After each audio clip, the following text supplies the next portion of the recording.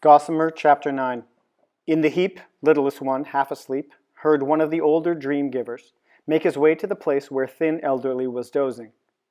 She could hear them talking softly and perceived that the conversation was about her. "She'll be fine," thin elderly replied to a murmured question. "She's clever.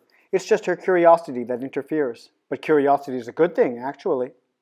It had been a fairly easy night. Most nights were easy, she found, now that she had gotten the hang of it. They went about collecting fragments by touching. She was good at that and enjoyed it. And thin elderly, now that he was in charge instead of Fastidious, had found untouched places, the dishes, for example. Fastidious had never once touched dishes. The woman's dishes, which had come to her from her own mother, were filled with important and meaningful fragments. Touching, littlest could perceive all sorts of things. A child, the woman probably, though it was hard to tell for certain, sulking, seated alone at a table after everyone else had gone, refusing to eat something, carrots, littlest thought.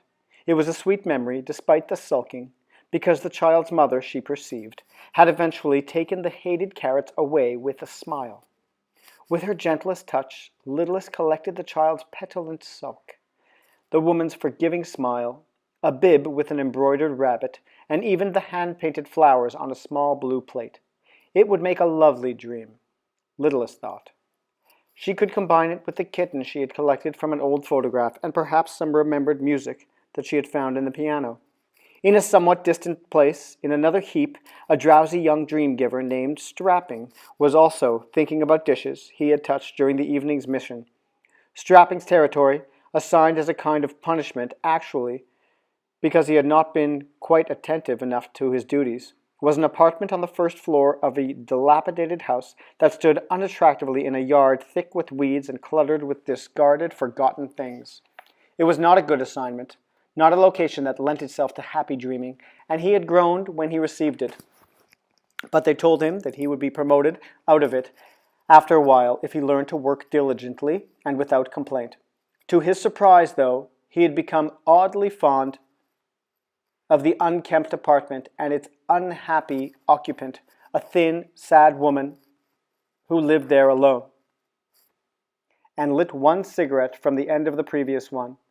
During his night visits, he searched for pleasant fragments to touch and had found them, to his own surprise, in a folded sweater, a book left open, a broken seashell on a shelf, a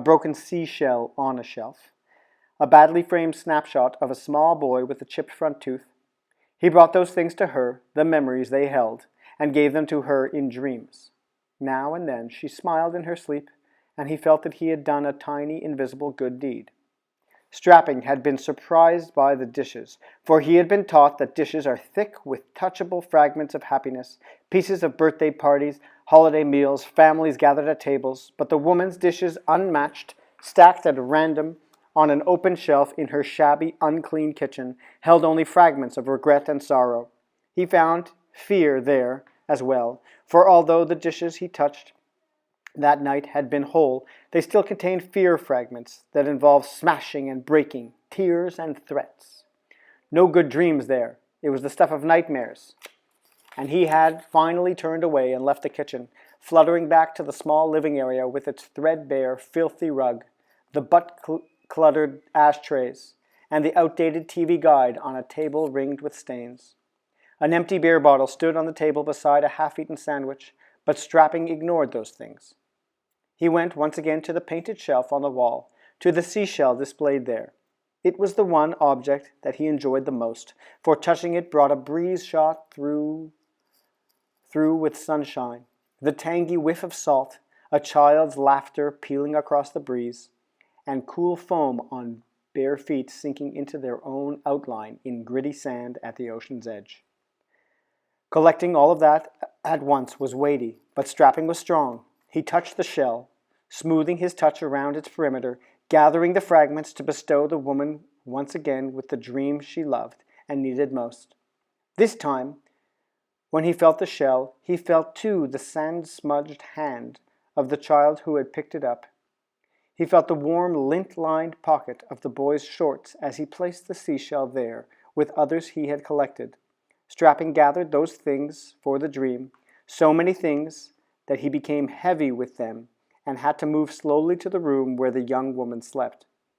As he leaned to breathe the dream into her, and felt the fragments, sand, sun, shell, foam, feet, pocket, salt, smile, all of them, begin their slide of transfer, the slide that would culminate in the barely perceptible burst of sparkles, he perceived and added the name of the boy. He was John. Strapping fluttered back to watch her receive the dream. It was the part he enjoyed most. Seeing the effect, the smile in the sleep, the happy sigh, it made him aware of how important his work was. Tonight, upon receiving the dream, the young woman called out in her sleep, using the boy's name. "John," she cried softly. She turned, her eyelids fluttering, and though Strapping could tell that she was basking in the dream and feeling the long-ago sun-filled day that he had brought back to her through the seashell, he sensed also that it had reminded her of a terrible loss.